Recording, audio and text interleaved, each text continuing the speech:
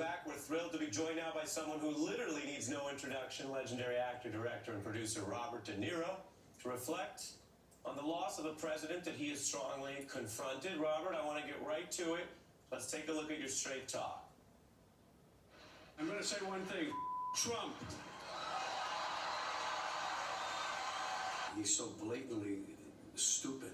This guy should not be president, period. A lot of criticism of you. Okay, well, you know, this is cable, Sorry. so it's not an... He's a punk. He's a dog. He's a pig. He has no idea of what his purpose in life is as the president should be. He's a con, a artist, a mutt who doesn't know what he's talking about. We have a kind of a weird, twisted president who thinks he's a gangster. Who's not even a good gangster. He's a national disaster. He talks how he wants to punch people in the face. Well, I'd like to punch him in the face. Robert De Niro joins us on the beat. Your reaction to this election, sir? Well, I'm relieved. Very, very relieved. It's like, as I keep saying, it's like being in an abusive relationship. We don't know what's going on. Nobody knows. From one day to the next, I don't even think he knows what's going on. And as his niece, Mary Trump, said, I mean, that's it. He's thank God, that's all. We're past that. We're going to have a lot of other problems. That's normal. You have them, but not when you don't behave within certain parameters, certain rules. Then there's no point in having what we have in this country, and that's what he's capable of. Just not respecting anything. And we're going to see now whether he will leave gracefully, which I don't think he will, but I think he'll find himself in such a situation that he'll have no choice but to leave, but probably say, you know, I had to leave, it's rigged, blah, blah, blah, but I had to leave. He'll find some way to, in his eyes, save face through what he says, but the bottom line is I'm very relieved that he's not. And we have a lot to, because there'll be other people like him in the future. Maybe not in my lifetime, but there was an article written in, I think, The Atlantic the other day about, and this is something I always think about, is somebody's going to come along who's a lot smarter, more sensitive, more mercurial, and not so boorish, and will be able to pull the wool over the eyes of the public, and then we will have a more serious, deeper problem, and one that might that will get further than what Trump has done. And he's also set an example, unfortunately, to other young people that this kind of thing can be done. And that's why it's so important at this, you know, after he's out of office, that he is held accountable. You know this expression, Robert, when they say someone's found their voice? Yeah. What does it tell you, as someone who's such an incredible communicator, that at this moment of maximum impact and inflection, Donald Trump seems to have completely lost his voice? I don't know if he has a voice. I don't know what he has. I just, you know, I just don't know. I think there's a screw loose there, and he just he just doesn't get it. If he had done what he should have done for the virus, he could have won this election. I wouldn't be happy about it, but he would have done something right. He didn't even understand how to do that. It's like the gang that couldn't shoot straight. Certain people only know how to do things with a felonious or felonious intent. And they can't just go from A to B to C to D. They have to go to A to B to G to H, whatever. They don't understand if you do it right, stay straight, do the right thing, you're going to be, you know, you'll that's what all you have to do. And he just doesn't understand that. I don't know why. It's funny because what you're saying is similar to what his former campaign manager, Brad Parscale, said, according to one of these Washington Post, postmortems where they get the really juicy quotes. They said they called in March and said, everything turns on the virus. And if you handle that, you might get reelected. His own people saying that's the path. And as you would point out, even self-interest, not the better reasons of doing it to save and protect, which is the obligation of the office, he just couldn't do it. Go ahead. No, he just couldn't do it. I don't. That's an easy one. That's an easy one. I just don't. You know, there'll be many diagnoses of his personality and so on, his psyche for years to come, generations to come. I saw a documentary called Unfit, and these shrinks diagnose him basically and say, you know, there was a thing that with Barry Goldwater, I guess they tried to diagnose him, and there was a law passed after that he shouldn't, that they can't do that from afar. But these shrinks said that no, they can. His behavior and everything they've seen over the years gives them a lot of information that you might not get on a one-on-one. That's just because you didn't interact with the patient or the subject doesn't mean that you have more information that way.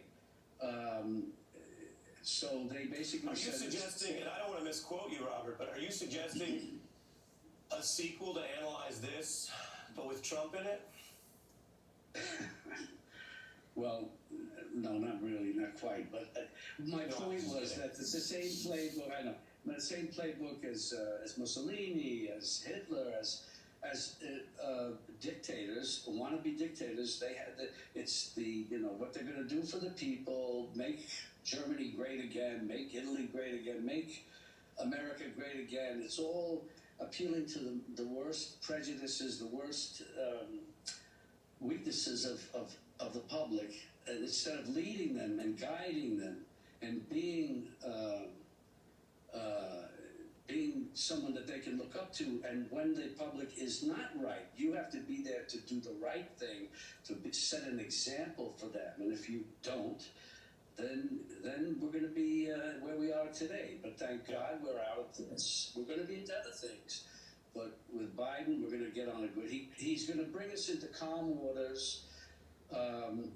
Everybody realize we just got to get out of this mess, move on, and then we can deal with other things. Yeah, and this is a president he's not accused of as many things as some dictators, but he certainly closed the race by fighting democracy itself. I want to play a little bit of Give him another 4 years. Give him another 4 years, and he'll go for a third term. And then he joked about president for life with Xi, and he'll do anything. And he told people to vote twice, and he told people, all of that. I want to show before we lose you, because you've been around the contrast of Obama and Biden. You've been celebrated by President Obama, so not to embarrass you, but we did want to take a quick look at that. Here it is. For over 50 years, Robert De Niro has delivered some of screen's most memorable performances. His work is legendary for its range and depth. Relentlessly committed to his craft, De Niro embodies his characters, creating rich, nuanced portraits that reflect the heart of the human experience.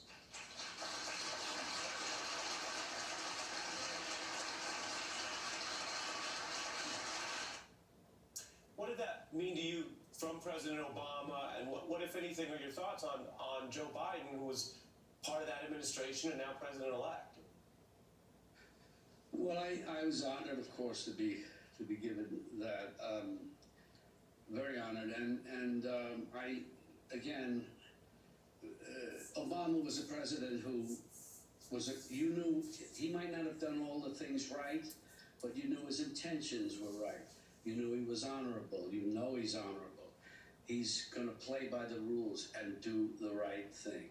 And that's all you expect from a leader, is to at least their intentions are noble. They might make mistakes, and that I've always felt about him. And Biden will do the same. He will be with Kamala Harris. It's going to be, it might even surprise us more that they'll do things that we didn't expect and don't expect, but they could do it. And it would be a terrific 4 years, maybe longer. I want to, before I lose you, play a little bit of some of your iconic scenes. Let's take a look. Never rat on your friends, and always keep your mouth shut. Chiamo Vito Corleone. Vito Corleone, you talking to me? You talking to me? Listen to me very carefully. There are three ways of doing things around here. The right way, the wrong way, and the way that I do it. I grew up in a tough neighborhood. And we used to say you can get further with a kind word and a gun than you can with just a kind word.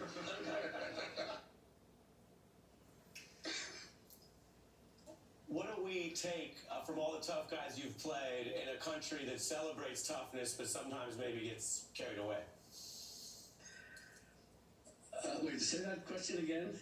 I said, what do we take from all the tough guys you've played and thinking about how this is a country, a culture that celebrates toughness but sometimes gets carried away with it if you think about mafia movies? Yes, of course. I mean, I'm an actor. I do those parts. I enjoy them.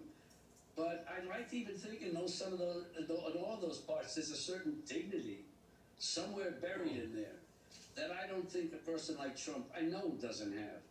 There's no center, and so you have to have a center no matter who you are.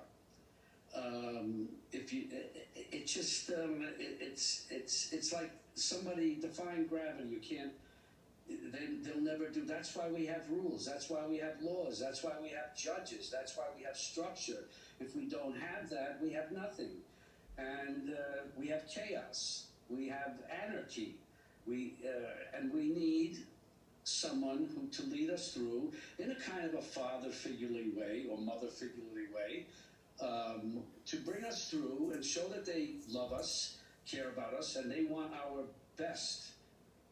They are looking out for us. It's the total opposite with someone like him. It confounds me how he ever got to be elected, but he did, and crazy things happen.